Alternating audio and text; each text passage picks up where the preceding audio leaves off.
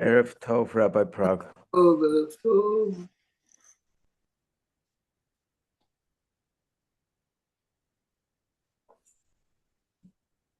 I have a brother, he's younger than me, I'm the oldest. He lost his wife to cancer 6 years ago. 2 weeks ago, he got engaged. Ah, yeah, Mazel Tov. Such a simcha. So he's getting married apparently September 31st. September 31st? No, Lo Yachal Liot. There's only 30 days. August 31st. I'm thinking, it stays, these things, Narvishkeit stays in my head. At the end of the summer. Are you going to be able to go? Yes, I'm trying to see. I mean, as far as today, it is every our ticket is for that Sunday. The wedding is Monday night. The Thursday before, everything is taken. Okay, let's see. You know, you might want to ask Steve because he has a shaykhus there, so he. My travel agent also, I think, will probably find me a ticket. Let's see. Let me. The chokhmah is not to use the big guns unless you. Yeah, I know, but sometimes, right. Unless you. Because I heard the tickets are very difficult this summer to obtain. Yeah. And I love him with you. What is special about the end of September that so many people are going for? So many people, kids are traveling. People, how many people come in one day anyway, Bechlal? How many planes? Excuse me, Rabbi. End of September is the end of the holidays. End of August, Rabbi man. I'm sorry, Miko. But 1 week before Labor Day. It's 1 week before. Yeah, well, the Rosh Hashanah, that's what it is. Rosh Hashanah is September 6th. So. Oh, God. Maybe this is it. Maybe this is it. It's everybody is running to Israel before the holidays. Maybe this is it. Also, only alarm. Most people are still right. No, there's no other airline. People are afraid. No, the Delta has, but you have to stop on the way. This. Okay, let's see. Okay, I didn't get into the Mabruk Mazal Tov, whatever it is. I didn't hear the beginning of the conversation. Brother, Hashem, who lost his wife 6 years ago, got engaged 2 weeks ago. Mazel Tov. Okay, beautiful. 31st, Hashem in Israel. So we'll see. I'll go for a few, 2-3 days, and that's it. Yeah. So I'm starting to plan it. Yeah. Okay. Remember when we learned much before in Sefer Shmot, Parashat Yitro was the center. The Jewish people came out of Mitzrayim. We became people, but the constitution was Parashat Yitro. The revelation was in Parashat Yitro. The Ramban told us the same revelation that we had in Har Sinai, same revelation was in the Mishkan. Okay. So now the question is, Tomo is building the first temple, was destroyed. And we have the second temple. By the way, it's important to know that most of the serious commentators, like Rabbi Yonatan Eibesh, 250 years ago, and in between, and recently Rabbi Kamenetsky, 50, 60 years ago, said the second Beit HaMikdash was never meant to be a full-fledged Beit Mikdash. Besides the important kelim, the Aron was not there. The Urim v'Tumim were not there. But the Kohen had the Shmone Bgadim, even though the Urim v'Tumim were not operating, and they still had 3 prophets. The last, this is the pasuk yesterday, Larry, that you were looking for. Hine anochi sholeach lachem et Eliyahu hanavi is the last prophecy in Sefer Malachi, Prakim. So the question here, so today, okay, obviously politically we cannot do it, but theoretically speaking, can we or we cannot build today a Beit HaMikdash? So approximately, this is before the Turks really suffered a major blow, which was World War I, and the Brits took over. So some of the real Gedolim in Europe had a serious conversation. So here is the first and foremost, we have to decide, is the area of Beit HaMikdash today, where the Arabs have the mosque, is it still Kadosh or not Kadosh? So Be'emet, it's a big machloket. According to Rambam says that Kedusha Rishona, Kidsha L'Sha'ata, V'Kidsha L'Atid Lavo, which means that despite the fact that Beit HaMikdash was destroyed, despite the fact that we lost Israel, the Kedusha remains, because the Kedusha of the area of Beit HaMikdash stems from Hashem Yitbarach. Fine, very nice.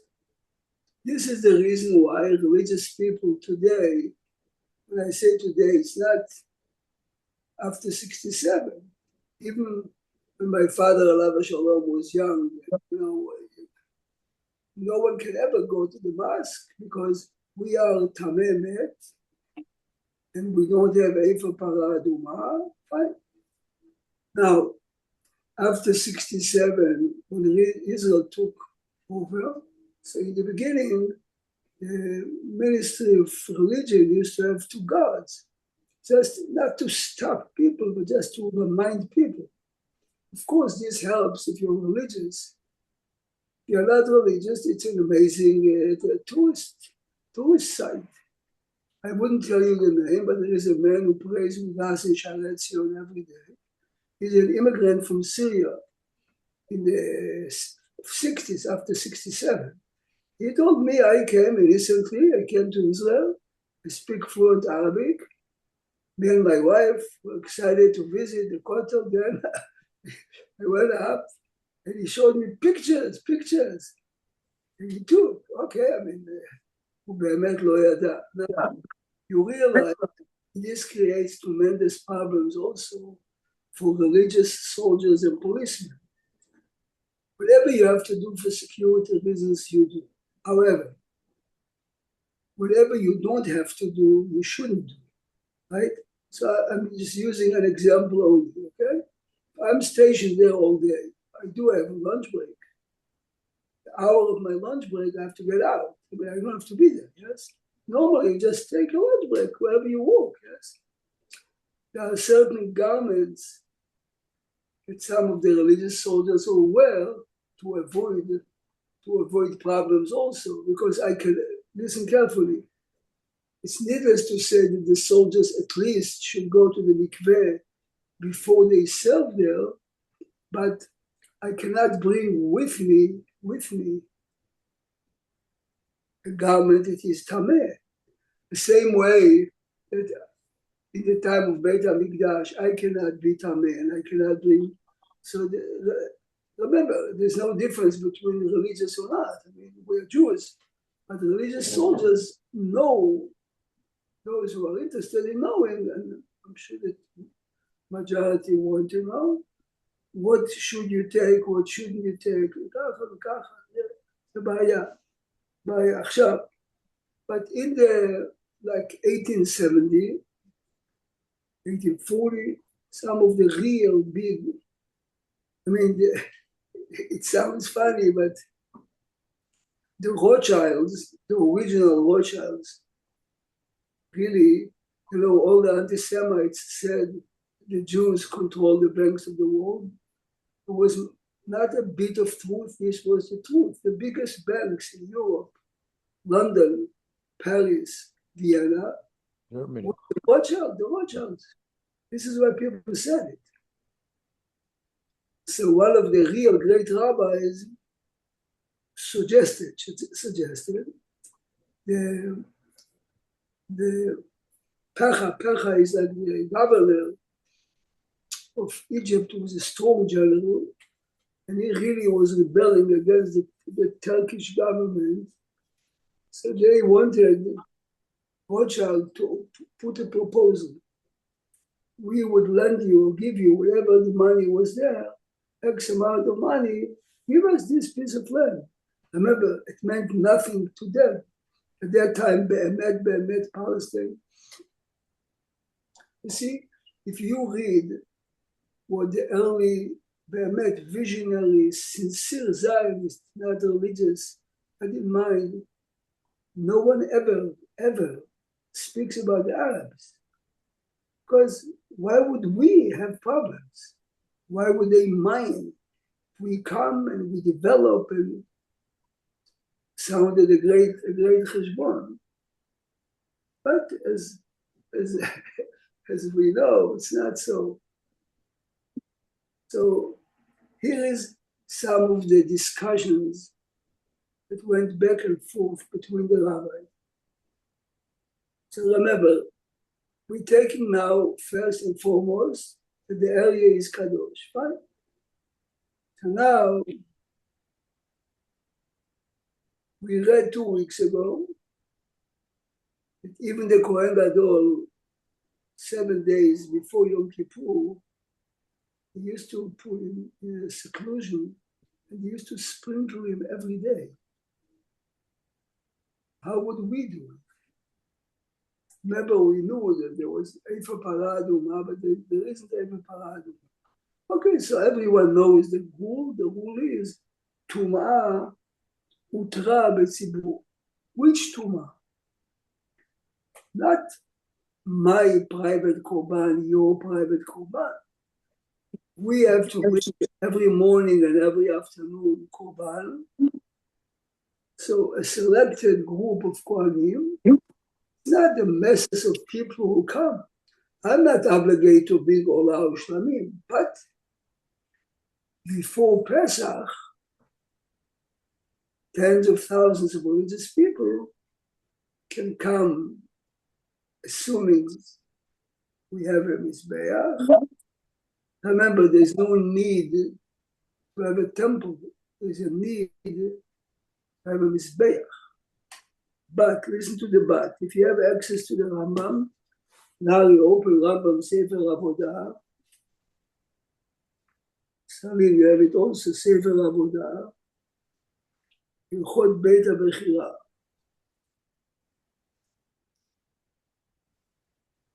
Hilchot Beit HaBechira. פרק שני. רמב"ם ספר עבודה, הלכות בית הבחירה, פרק שני. Listen carefully to the רמב"ם. המזבח מקומו מכוון ביותר. The מזבח has to be on the exact spot. ואין משנים אותו ממקומו לעולם. Brings a pasuk. Okay, then he gives us a historical background. This is the place where Yitzchak Avinu was offered. Fine. Now, listen carefully what the Rambam says in Halacha Gimel. Midot hamizbeach mechovanot harbe are exactly measured. וצורתו ידועה איש מאיש. Generation to generation knew the exact measure. ומזבח שבנו בני הגולה מעין מזבח שעתיד להיבנות. It was very similar to the מזבח that is going to be built in the time of Mashiach. ואין להוסיף על מידתו ולא לגרוע. This is problem number one.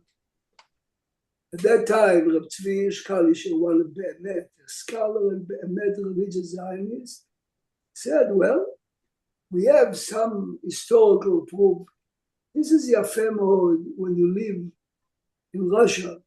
But in reality, the Rambam says, Mekomo Meduyak Meod. Look how Meduyak it has to be. Look at the Rambam in Alachat Aleph. Ushlosha Nevi'im Alu Imahem min Hagolah. When they came back in the time of Ezra, 3 prophets came along. Echad העיד להם על מקום המזבח. One pointed out the exact location of the מזבח. ואחד העיד להם על מידותיו. One told them the exact measurements. ואחד העיד להם שמקריבים על המזבח הזה כל הקורבנות, אף על פי שאין בית. So you needed 3 prophets. A, to say it's okay. B, the exact location. C, this is impossible. Remember, forget now, the mask, forget now. עכשיו, יש עוד דבר מעניין מאוד. Who are the Kohanim who are going to war? So I'm giving you just an example, okay? As it happened, last Shabbat in our shul upstate in Sakat Lake, we have one of our summer, important residents, Rabbi Polakov. Rabbi Polakov is a rabbi of a very big shul in Great Lake. His son made a Pidyon Ben Bayas 14 or 15 years ago, okay? Which Kohen did he use? So among the Ashkenazim, you have a family called Rappaport. Relatively speaking, the Rappaport lineage is clean lineage compared to others. So he was looking and he found a Rappaport Kohen. Now, all the Kohanim that say Birkat Kohanim every morning in Shaarei Tzion, and all the Kohanim who say Birkat Kohanim in Israel are called Kohanei Chazakah. Kohanei Chazakah means your father was a Kohen. We're not talking about Amei Haaretz that are playing games, yes? Your father was a Kohen, your grandfather was a Kohen, right? But it's not a proof. If you remember, we read the Rambam in the last book that when Moshiach comes, one of his first jobs would be to identify who is a real Kohen, who is not. Now, what does it mean, who is not? Who is not means if 300 years ago in Europe or in Beirut or in Haleb, a Jewish woman was really raped. She happens to be a wife of a Kohen. Either she was embarrassed to tell her husband, or she told him and they kept quiet. This woman, if she remains married to her husband and they have children, she is legally now Zona. Zona is not the dirty word that people are using. It's a legal terminology for a woman with a relationship with a man that she can never marry. If this lady had 2 sons after, they are both halalim. 150 years later today, there are hundreds of descendants that they are really Kohanim because my father was a Kohen. But neither you are a Kohen, nor your father was a Kohen, nor your grandfather was a Kohen, because so this is a very big problem. So again, when it comes to Birkat Kohanim, if your father and grandfather was Kohanim, okay, continue, fine. But Pidyon Ben, we have no choice. But in order to build in order to offer a korban in Beit HaMikdash, this is a different story. You have to be a Kohen, yes? So this is one of the big questions. But you're saying this family Rappaport is so clear No one says 100%. Relative, no one is definitely Kohen, finished. No one is definitely Kohen. But, so what? We are looking at them as 100% Kohanim. This is why 2 weeks ago, when in Parashat Shlach, when we spoke about Matnot Keuna, and the question was, how come none of us is giving the Kohanim Truma? The answer is, A, of course, is Tameh, but B, I'm not sure he's a Kohen.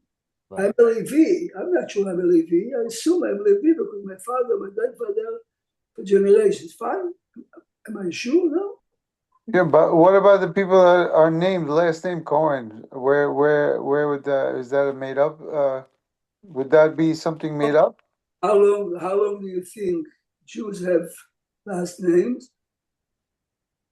Last 200 years? Only a few hundred years. Right. Normally, your name was Yaakov, Yitzchak ben Yaakov. This is your name. Then, as the Jewish communities became much bigger, so they had to give some family names. In some places, the government wanted it. And still, if you have a very big population, as a matter of fact, listen to this. When you learn Gemara Gittin, the Gemara is always afraid. The example the Gemara is always using is Yosef ben Shimon. There are two Yosef ben Shimon, which means someone is signing, and this is a truth, a witness, Yosef ben Shimon. Maybe there's another Yosef ben Shimon. Why would you suspect it?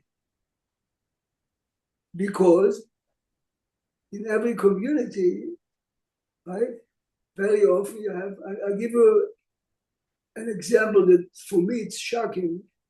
My wife's grandfather, which means my father-in-law's father, okay? His wife died, and my father-in-law accompanied the body to Israel. To make sure that you're not mixing the caskets, it says outside of the casket, the big son Rachel, a name, but the Menachem Manus HaKohen. Good. My father-in-law said, I was in the airport. You like to accompany the casket till it goes into the. Says right next to her was another box, Rachel bat Menachem Manus HaKohen. The likelihood is 1 to 1 million. So you have to be always very, very afraid. There are two names, yes? So this is now, in today's day and age, again, all the Kohanim in Israel and all the Kohanim here and all the Kohanim in Europe, we assume, but here's the but. The first one in our generation that did it big, and then Ovadia followed a lot, is in today's day and age, you have couples that were not religious, got married. The husband was a Kohen, but he was not religious. After he becomes religious, his wife says to him, I had a non-Jewish boyfriend in college. They have 2 children now, yes? These 2 children are not Kohanim because the mother cannot marry a Kohen. I'm presenting it very cute, but you realize families can fall apart. So, here's the so. Sometimes Rabbi Feinstein used to say to the husband, was your father observant? No. This really works well with Russians. The Russians have now 80, 90 years of total atheism. Your grandfather, no? Your grandfather. So what they do is they go to the cemetery. Is there any proof in the cemetery? Because what can the cemetery help us? In Europe, I went to a few times to the cemetery in Warsaw. You have 200,000 graves, not Holocaust survivors, graves. Almost in every Kohen here, you see engraved. Right. By a Levi, you see someone engraved holding a cup of water, yes?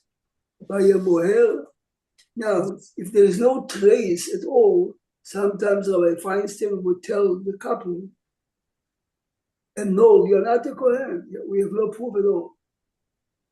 How can you do it? You can do it because to begin with, even those who we assume are Kohanim, yes, are only Kohanei Chazakah. So sometimes in extreme situations, Rabbi Feinstein did it. Rabbi Yosef in his book does it a few times. One particular case I remember is a rabbi from Marseille, I think in France, writes to him as follows. I have in my community a fellow that underwent chemo and most likely would not be able to have children. This is in 40, 50 years ago. Naturally, no one wants to marry him. He found a convert who wants to marry him. Problem is, he is a Kohen. Kohen cannot marry a convert.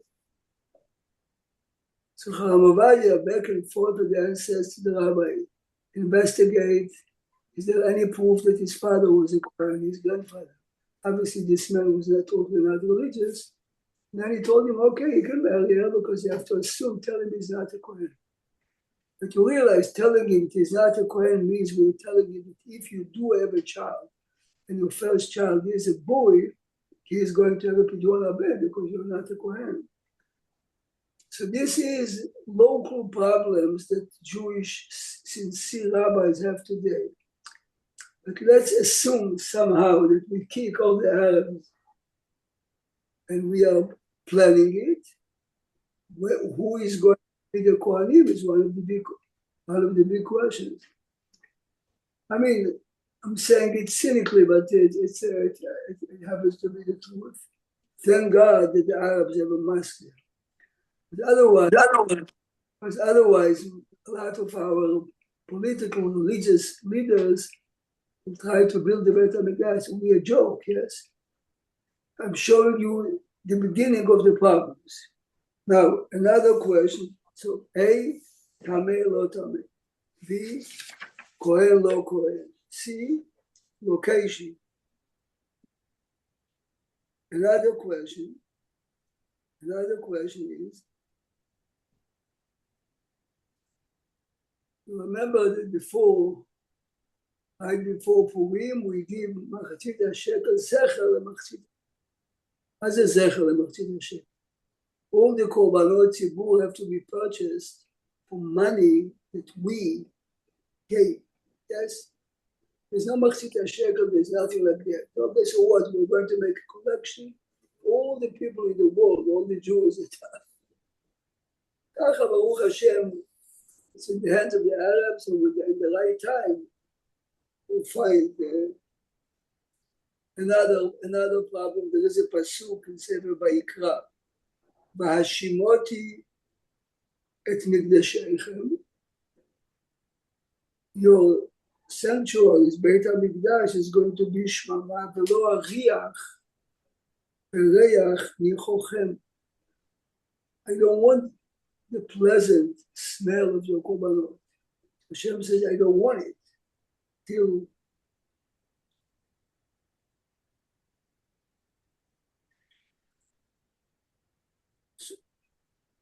remember that while the korban was offered, most of us now you're Ashkenazim, maybe you're not saying it, not all Ashkenazim say it, but before Shachrit, before Mincha, listen good, at Korbani, Lachi, Leishai, Leyachi, Tishmeru, להקריב לי, מה זה תשמעו? מי? מה זה תשמעו? תקריבו, מה זה תשמעו?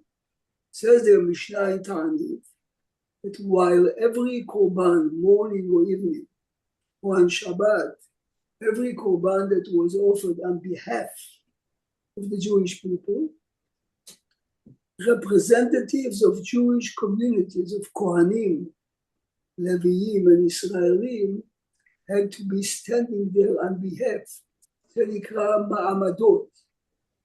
That day, so every community in Israel had to send at a designated time representatives, the Kohanim, the Leviim, and the Israelim.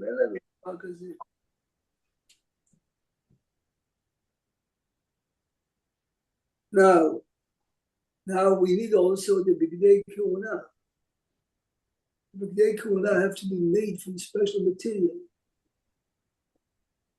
Some of them, okay, we spoke a few times about it. The belt might have to be made from shatnez. Only if you know that you are a Kohen, you can wear it. But we don't know. But this is part of the practical halachic problems. But to us, this is the problem, the way the Chafetz Chaim is saying it. The Chafetz Chaim is saying that Beit HaMikdash was destroyed because of the lack of sincere Bin Adam Lechavero. There's no way Beit HaMikdash can be rebuilt unless we're fixing that. And the Rambam says openly that the Geulah cannot come unless most of us do teshuvah. So the truth is that after October, percentage-wise, huge, remember it's a percentage-wise, huge part of the Israeli regular people are moving out of being regular secular Jews. Not that they are becoming Shomer Shabbat tomorrow, and not that they are putting filling every day, but they are much more positive and they look fine. This is the beginning of the process. Hopefully, yes. Hopefully it's going to continue, but this is the precondition. So when we are now in the 3 weeks, so we do whatever we have to do, or we are not doing what we're not supposed to do, but what we have to do by that is simply to increase the Ben Adam Lechavero. We have millions of stories, but somehow you come to certain communities and you see that it's being done regularly. Regularly means that. I told you I have a fellow in my shul that unfortunately is divorced for many years. He has 3 sons. He doesn't know how to cook. Every time I want to invite him, I have to call him 2 weeks in advance. Because he says to me always, if I call him on Wednesday, I'm booked. And he likes to come to us because he is to love by us, but he says to me, you have to. By the Hasidim, it's every Shabbat having a guest. So I told you once, Sammy Satner said, well, we don't have people like that because everyone has a family. But you know, and I know that some people are embarrassed. Some people feel more comfortable. Some people, I'm using an example only. This fellow, we used to pray together for 25 years. So we had a lot of common topics to speak. He comes to the Hasidim, they speak in Yiddish. He loves the food, they're very nice. but socially doesn't feel as comfortable. Again, I'm saying that if each one of us puts it on the table that we are building the Beit HaMikdash by improving our relationships, the way we look on Jews. Guys, remember, we are Jews, so everyone has good advice to Trump to solve the problems in the world. The war in Ukraine, everyone knows how to solve it.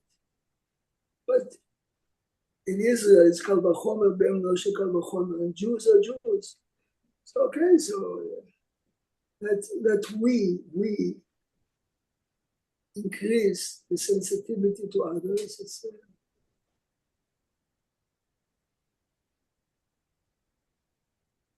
Jeffrey, are you there, Jeffrey?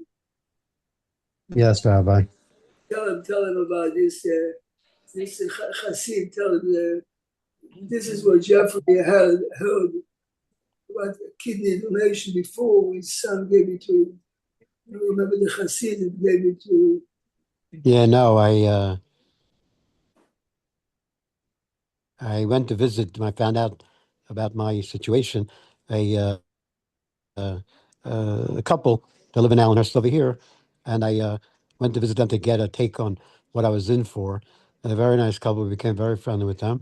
And he's from Canada, married to a Syrian woman, and they live in the city. She started going to Shiurim with Rabbi Farhi, and she called Rabbi Farhi to ask him what Tehillim to say for her husband. And Rabbi Farhi asked her what was wrong, told her my husband's immune system is liver is failing. So right away they called Chaim Medical, and Chaim Medical, helped them get a surgeon, but they needed a donor. So Living Legend, which is like renewal for livers, uh, told them they'll help them, but they have to have his brother's test. But his brothers didn't qualify. So you meet the donor on the morning of your surgery. You're not allowed to meet your donor before that. So he met his donor that morning. I asked him who it was. Shows me a picture. He shows me his picture of a 21-year-old Hasidic father of three. And I look at him. I go, how is that possible? So he goes, I was wondering the same thing. I asked him that morning, like, why would you do this for me? So you don't even know me. Not kidney, this is liver, not kidney, yes. Yeah, liver. He told them, my Rebbe told us if we don't have maaser, we have to give the chesed some other way. And he said, I'm giving you my liver. He also gave a kidney to someone else. You So one man at the age of 20 gave a piece of his liver and a kidney. Why? had three children.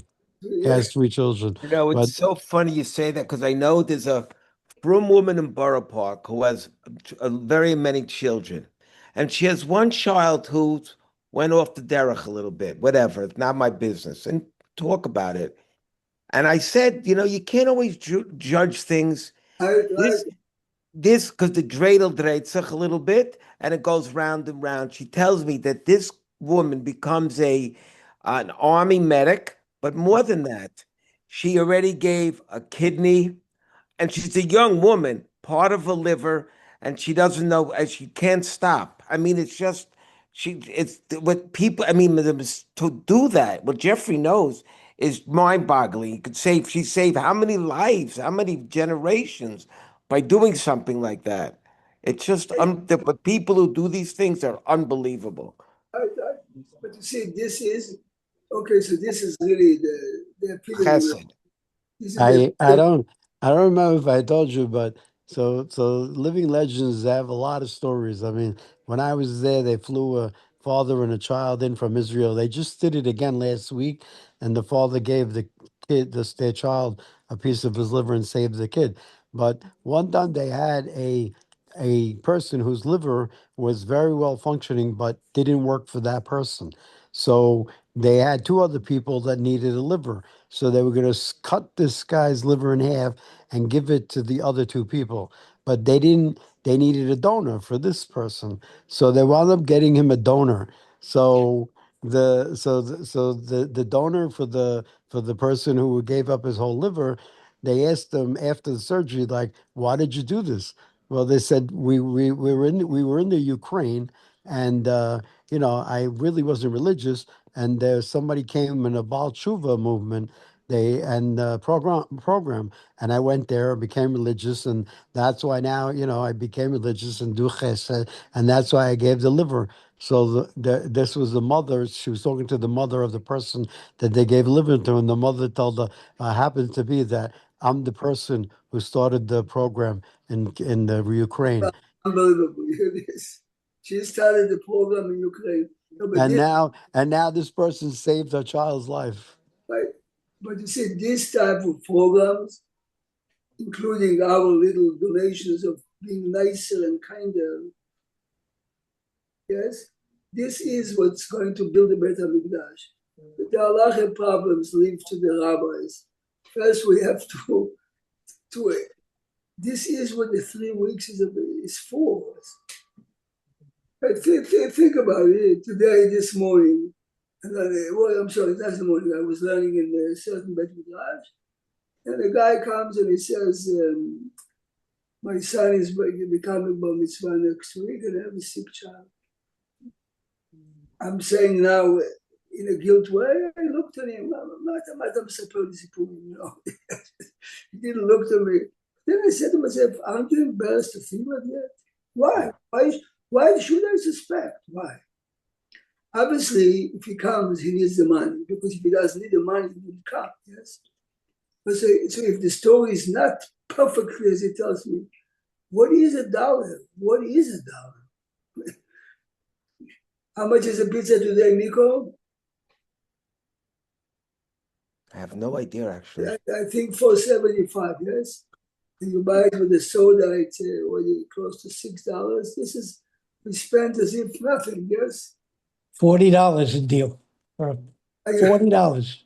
Amen. Yeah, Pizza? Square. There's Square new place. Square Pizza, $40. They don't Wow. sell by the slice, only $40. Whoa. You hear That's this? AP. It's AP. And there's a line. There's a line outside, and they Right. have a guard with a gun there because they're afraid that, yeah, it's crazy. No, Yeah. but this So is I had one story that happened recently, just so you know, with the chesed. So one of my good friend's cousins had an issue. She had a blood condition and she needed liver transplant. So she heard about me and she called me. So I told her to get a Living Legend, and but she needed it right away. So Living Legends was able to get her a person who was supposed to give the liver to someone else, but that person was able to get it from a person on life support. So I called her, she arranged it, and she called me. She got nervous. She said they didn't call me back. I go, don't worry. They're a very good hospital. They're going to call you. They called her the next day. wow. So now they send me videos because I'm on a chat with them, and they send me a video that day. The donor, this woman was a 40-year-old woman of 3, very religious woman, and who gives her the liver? A 26-year-old mother of 3, religious Hasidic woman. Wow. And and not only that, they took a video. I have it. She's the 26-year-old. They took a video that morning. She's hugging the girl. She says, "I thank Hashem for giving me the opportunity to help another mother, Jewish mother." Wow. Devarim ha'omdim berumu shalom. They're not it's imlola mala. You can't top the story. You cannot make it. This is You can't top the story. It's beyond. Yeah, but this is 100% to you. This is really what he's going to bring. And some of the people don't want to even meet the donor. Doesn't even want to meet the other person. He doesn't want even a thank you. How is? I mean, yeah. But here it is. I thank Hashem for giving me the opportunity to. That Hashem will continue tomorrow night. Only good news. So, Amen. Amen. Thank you. Zabaruch. Amen. Laila Tov, everybody. Amen. Amen.